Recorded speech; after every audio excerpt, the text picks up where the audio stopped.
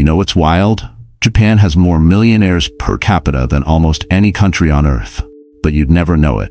No Lambos, no flexing, no Instagram posts showing off wealth, just quiet, invisible wealth building for generations. Meanwhile, Americans are constantly stressed about money. Working harder, making a decent income, but somehow always broke. Paycheck to paycheck despite doing everything right. Here's the difference. Japanese culture hides wealth and builds silently. Western culture shows wealth and stays broke. Same planet, completely different approaches, wildly different results. And here's what blows my mind. These aren't secrets. They're simple daily habits anyone can start today. No luck required, no stress involved. Just 9 practices that help Japan rebuild from literal ashes into an economic powerhouse. Stick around because I'm breaking down all 9 habits, and the last one, it completely changed how I think about money. If you're tired of the loud broke lifestyle, hit subscribe and comment, Quiet Wealth. If you're ready to start small changes today, drop Kaizen. Now let me show you the first habit that changed my entire relationship with money. Number 1. Kakeibo, the Mindful Money Journal. Alright, first habit. It's called Kakeibo, and it's been around since 1904. Basically, it's a household financial ledger where you write down every single expense. By hand. Yeah, I know what you're thinking. There's an app for that. But here's the thing. There's something about writing it down that hits different. Most Americans have no idea where their money goes. Seriously.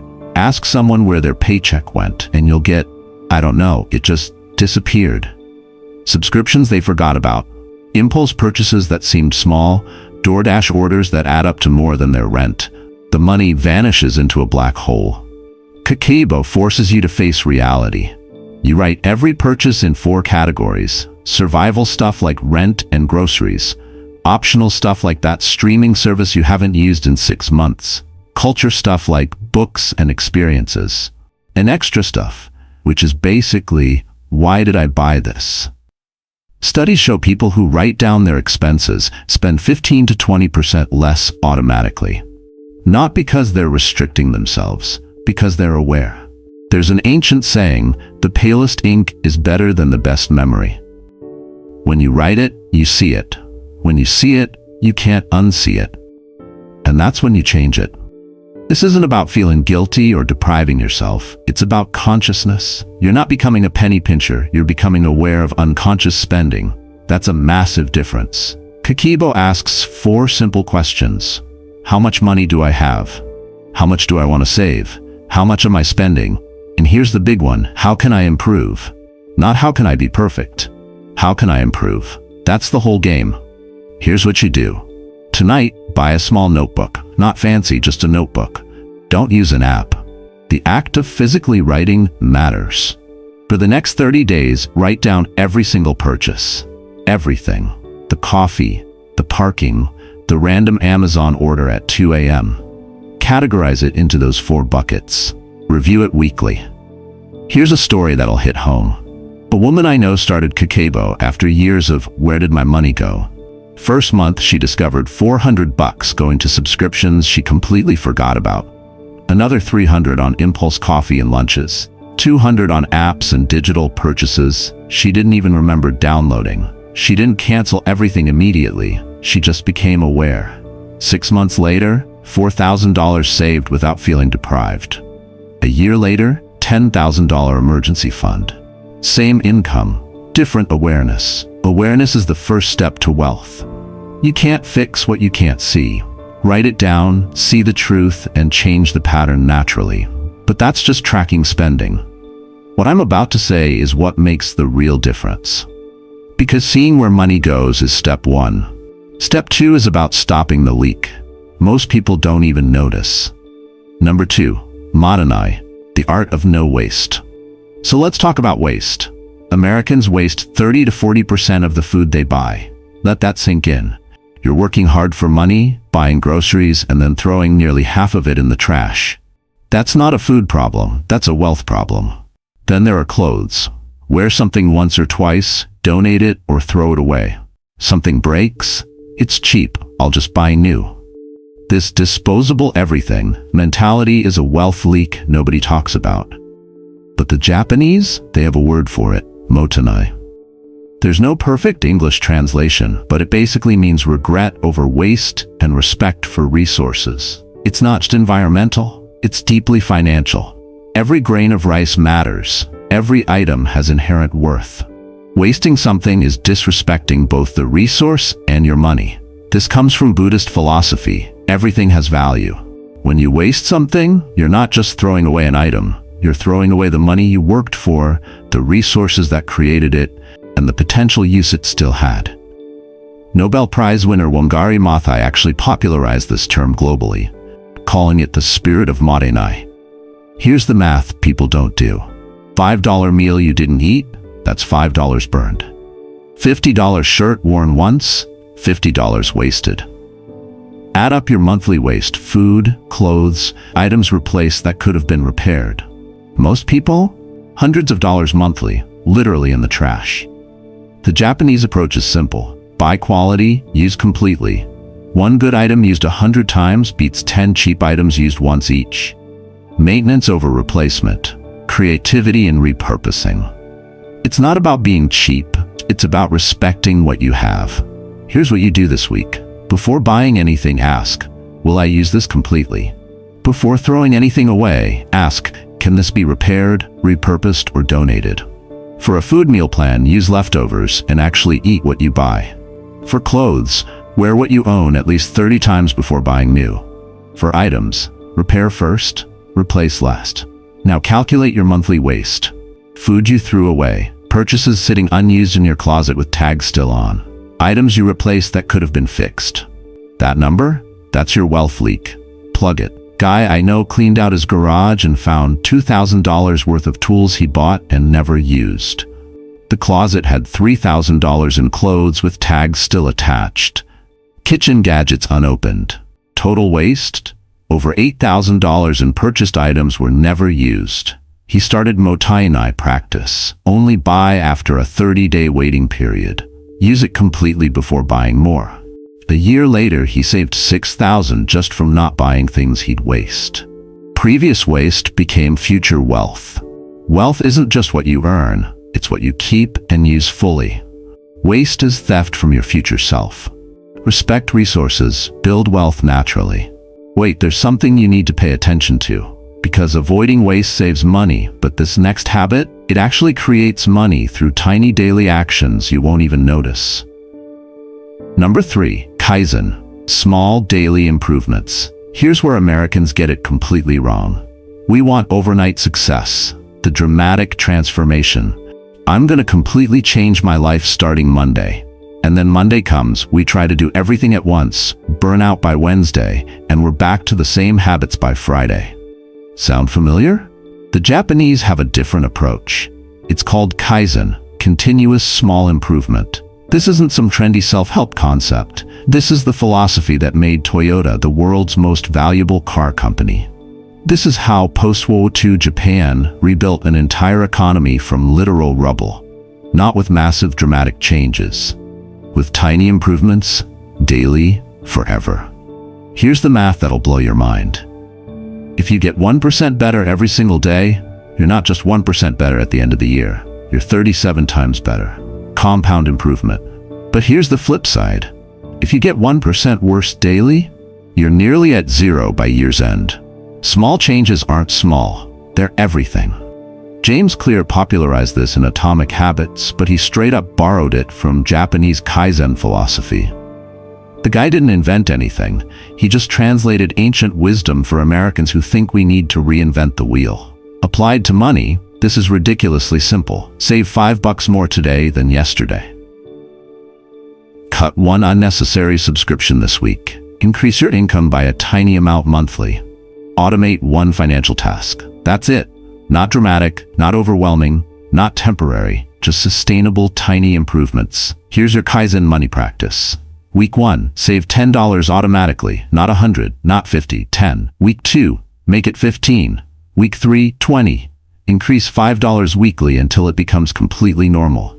Start so small you literally cannot fail. One tiny habit example. Make coffee at home instead of buying it.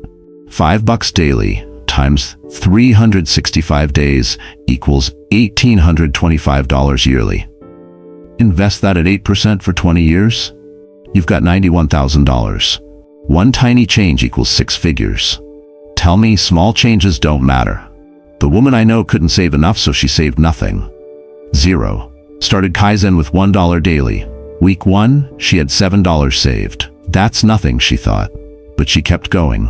Month 1, $30. Month 6, she'd built up to $10 daily. Year 1, $2,500 saved. Year 2, increased to $15 daily. 5 years later, $35,000 emergency fund. Started with a single dollar. Kaizen compounded it into financial security. Tiny changes sustained beat massive changes abandoned every single time. Progress isn't perfection. Better beats perfect. Start small, stay consistent, watch it compound. But that's just the mechanics of improvement. Here's what drives those improvements. Because without purpose behind the actions, nothing sticks. Number 4, Ikigai, purpose-driven work. Let's talk about why Americans are broke despite working 40+ hours weekly. Most people work jobs they absolutely hate, just for the paycheck. No fulfillment. High stress, counting down to Friday, starting Monday morning, then spending all weekend dreading Monday. That's not living. That's slow death with a 401k. And here's the kicker. When you hate your work, you spend money to cope. Retail therapy, expensive vacations to escape. Stress eating, going out constantly because home reminds you that tomorrow is Monday. The golden handcuffs get tighter. You can't leave because your lifestyle requires the income. You're trapped. The Japanese have this concept called Ikigai, your reason for being. It's the intersection of 4 things: what you love, what you're good at, what the world needs, and what you can be paid for. When all 4 overlap, that's your Ikigai. That's why you get up in the morning. In Okinawa, one of the world's blue zones where people live past 100 regularly, they don't even have a word for retirement. You don't retire from your Ikigai. You do it until you die. Happily. And here's what's crazy. Studies show people with purpose spend way less on coping mechanisms. When you love Monday, you don't need retail therapy to survive it. Let me paint 2 pictures. Wrong path, high-paying job you hate. You earn well. You hate Monday through Friday. You spend money to cope with the stress. You never have enough to quit because your lifestyle matches your income. You're trapped in a well-paid prison. Right path, Ikigai-aligned work. Maybe you earn less initially, but you love the work. You don't need to cope spend because there's nothing to cope with. Lower stress means less stress spending. You build wealth from satisfaction, not consumption. Here's how you find your Ikigai. What do you love doing? What are you naturally good at? What does the world actually need? And what can pay you? The overlap is your answer. Start a side hustle in that area. Build it while keeping your day job. Transition when you're ready. Guy I know made $80,000 in corporate, hated every second. Retail therapy every weekend, $500+ monthly. Vacations to escape, $5,000 yearly. Stress eating, another $300 monthly. Total coping costs, over $11,000 yearly.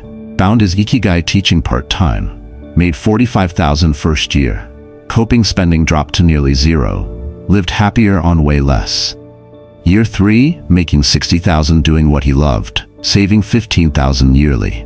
Previous life, made $80,000, saved nothing, miserable daily. Purpose reduces spending. When you love Monday, you don't need to medicate the pain with purchases. Fulfillment is cheaper than coping. Do you see anything unusual? The answer is right here, because purpose-driven work reduces stress and spending. But Japanese philosophy goes even deeper into finding beauty in what you already have. Number 5. Wabi-Sabi, embracing imperfection. Here's what social media has done to us. We scroll through perfectly curated lives. Perfect houses, perfect cars, perfect everything. And then we look at our own lives and think, not good enough. So what do? We spend endless renovations, upgrading cars that run perfectly fine, replacing furniture that's still functional, chasing this Instagram-worthy perfection that doesn't even exist in real life. The Japanese have a completely opposite philosophy. It's called Wabi-Sabi, finding beauty in imperfection.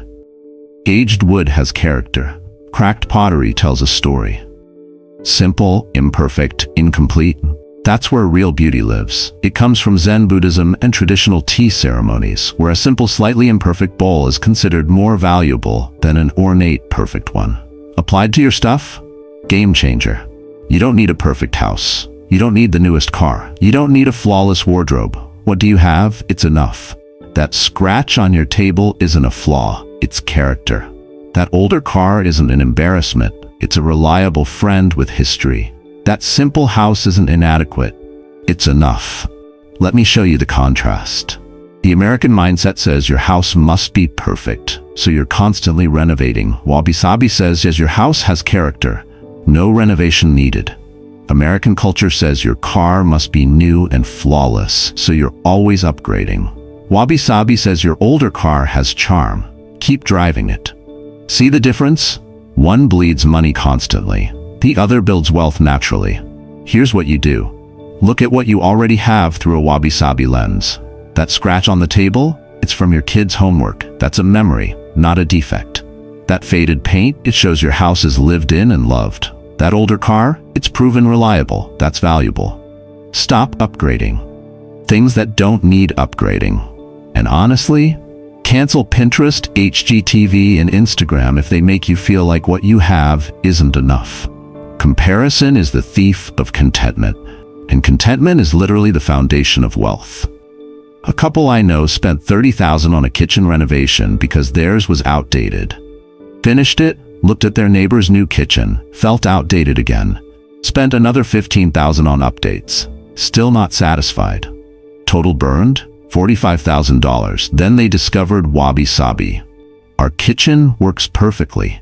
The wear shows it's lived in. The imperfection is character. Stopped renovating completely. That 45 grand invested, it would be 120,000 in 20 years. They chose acceptance over perfection. Built wealth instead of chasing impossible standards. Perfection is expensive. Contentment is wealth. The pursuit of flawless is the enemy of financial freedom. What you have is enough. Find the beauty there. Stop spending there. But accepting enough stops the bleeding. What's behind it is what will startle people, because there's a Japanese health habit that accidentally builds wealth while making you healthier.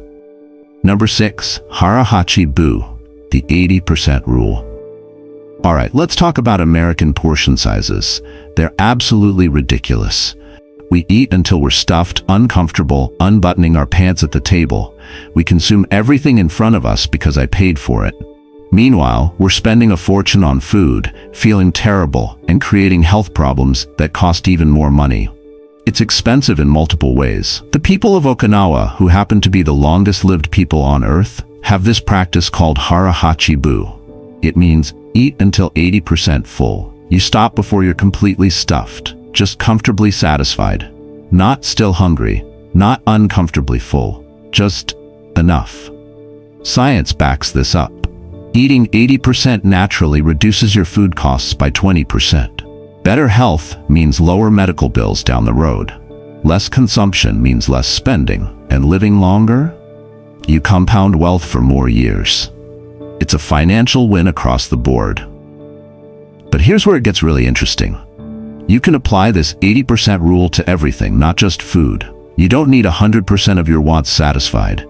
80% satisfaction equals 100% enough.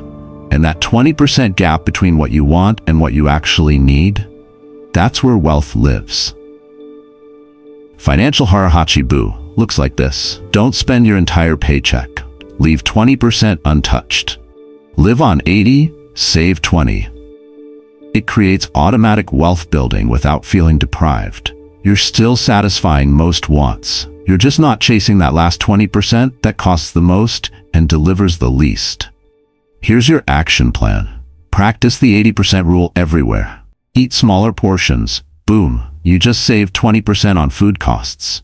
Spend a maximum of 80% of your income. Buy 80% of what you think you need. You'll realize the other 20% was just wants disguised as needs.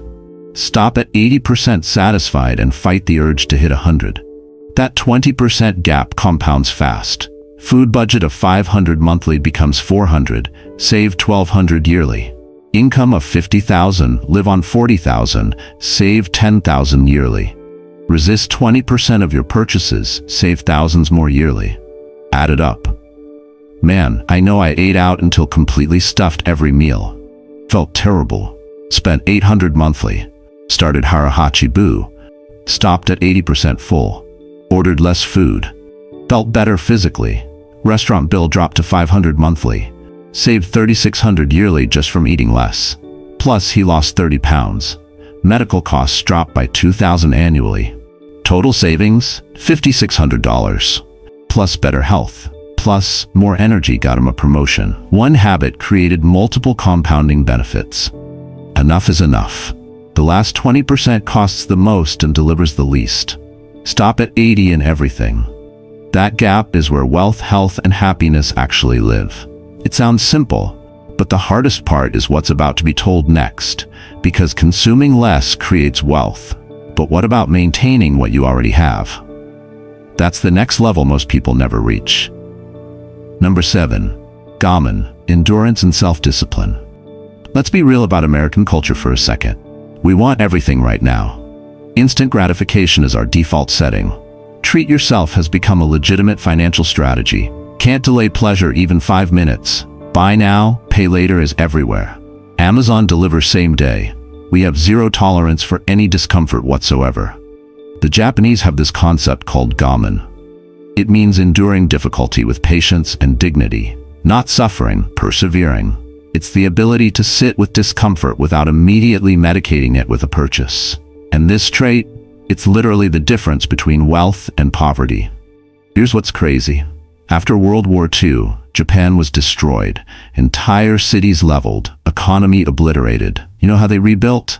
Pure gamen. The entire nation practiced collective delayed gratification, saved aggressively, built slowly, persevered through discomfort, and became an economic superpower. Remember the Stanford marshmallow experiment? Kids who could wait 15 minutes for 2 marshmallows instead of eating one immediately? Those kids became more successful adults, more wealth, better health, happier lives. One single trait predicted everything, the ability to wait. That's gamen. Applied to money, it's simple but powerful. Want something? Wait 30 days. Feeling uncomfortable financially? Sit with it. Don't fix it with spending. Have a desire to buy? Practice gamen. Let it pass. Most desires fade completely if you don't act on them immediately. This is the exact opposite of Amazon's one-click buying, which is designed to eliminate gamen entirely.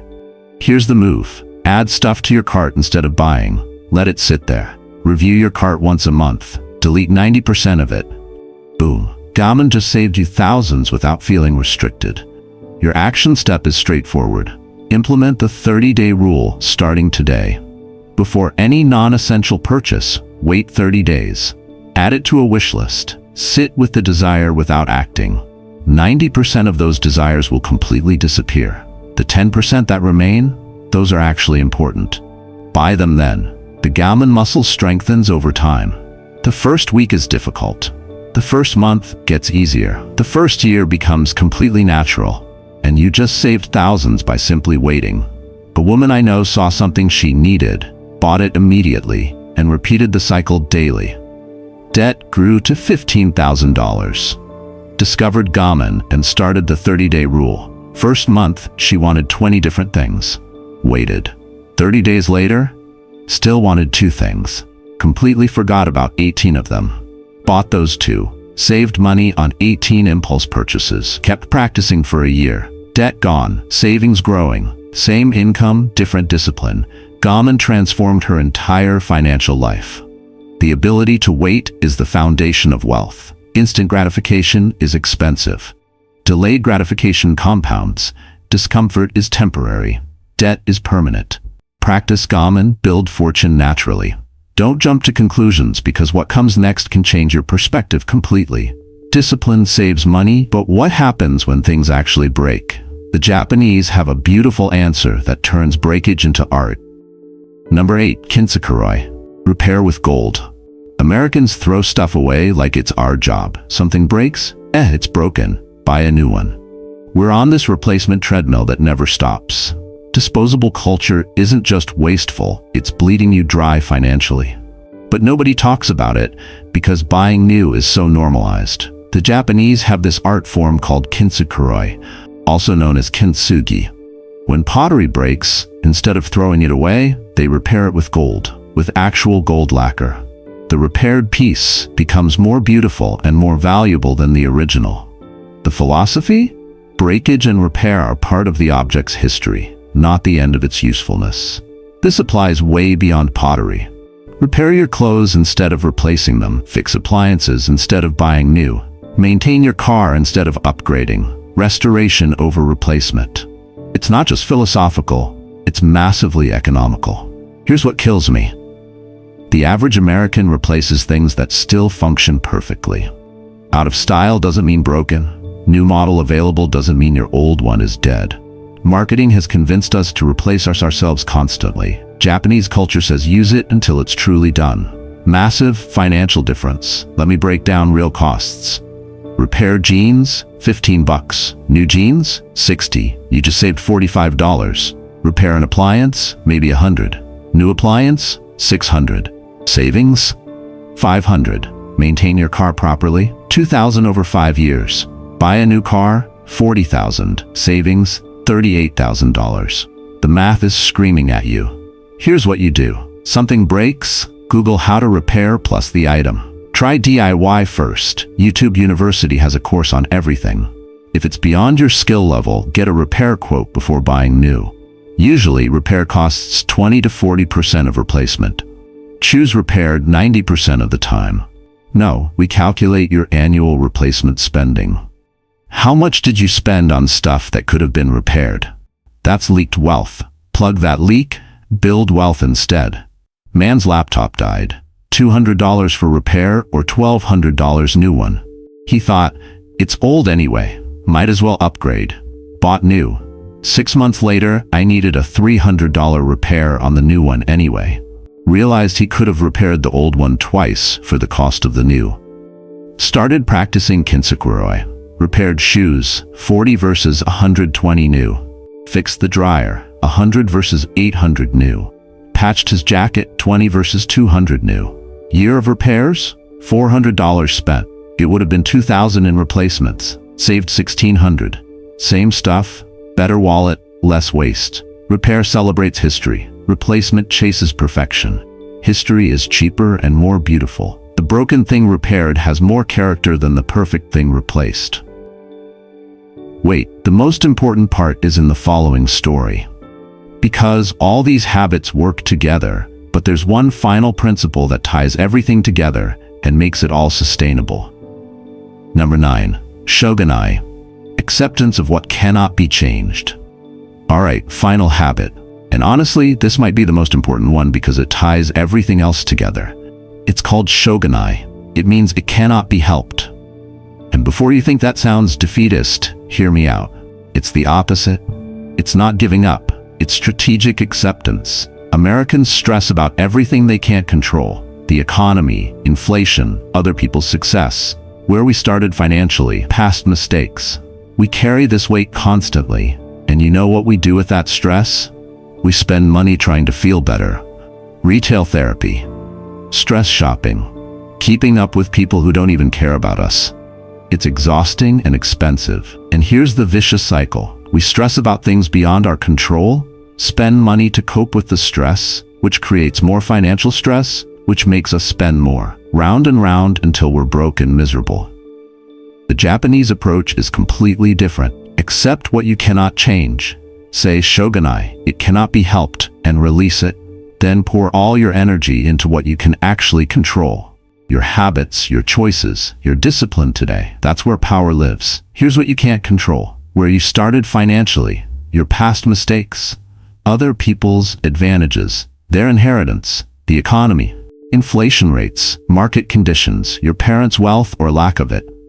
Shoganai, it cannot be helped. Stop wasting energy there. Here's what you can control. Today's spending, today's savings, today's habits, today's choices, today's discipline.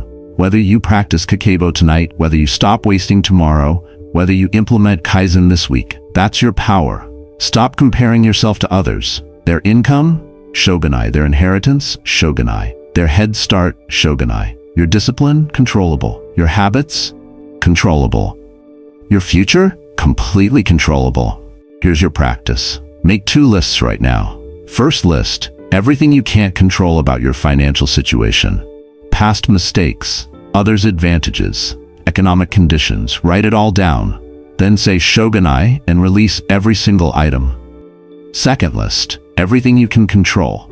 Your daily spending, your savings rate, your habits, your choices. Pour all your energy there. A woman stressed constantly about not being where others were financially. Spent all her energy comparing, feeling behind, stress shopping to cope. 600 monthly on stress purchases. Started practicing Shoganai. I can't change my past. I can't control others. I can control today. Stopped comparing completely. Stopped stress shopping. Focused only on daily habits she could control. That $600 monthly is redirected to savings. Year 1, $7,200 saved. Year 3, $25,000 in the bank. Same income. Different focus. Shoganai freed her from the comparison trap. Money followed naturally. Accept what you cannot change. Control what you can. All wealth is built in that controllable space. Comparison is theft. Stress spending is expensive. Peace with your path is free.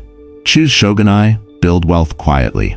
Look, here's everything in one breath. 9 Japanese habits that build quiet wealth. Kakeibo makes you aware of every dollar. Motainai eliminates waste you didn't even notice. Kaizen compounds tiny improvements daily. Ikigai reduces stress spending through purpose. Wabi-Sabi brings contentment with what you have. Harahachi-bu creates that critical 20% gap. Gammon builds the discipline to wait. Kintsukuroi celebrates repair over replacement. Shoganai focuses energy where it matters. No luck needed. No stress required, just ancient wisdom applied to modern life. This week, pick one habit. Just one. Start ridiculously small. Kakeibo, buy a notebook tonight. Modanai, audit your waste this weekend. Kaizen, save $1 today. Don't try all 9 at once, that's the American way and it fails. Master one, add another next month. Comment on which habit you're starting, type the number 1 through 9. Already doing, if you practice these. Quiet wealth if this is your new path. Hit subscribe if this changed how you see money. Tell me what video you need next. Deeper Kakeibo breakdown, practicing gammon and Amazon culture, or kintsukuroi for beginners. Japan built wealth from literal ashes using these habits. You don't need a catastrophe to start. You just need one choice today. Choose awareness over ignorance, discipline over impulse, contentment over comparison. Quiet wealth isn't loud or flashy. It's patient, disciplined, invisible, until one day it's completely undeniable.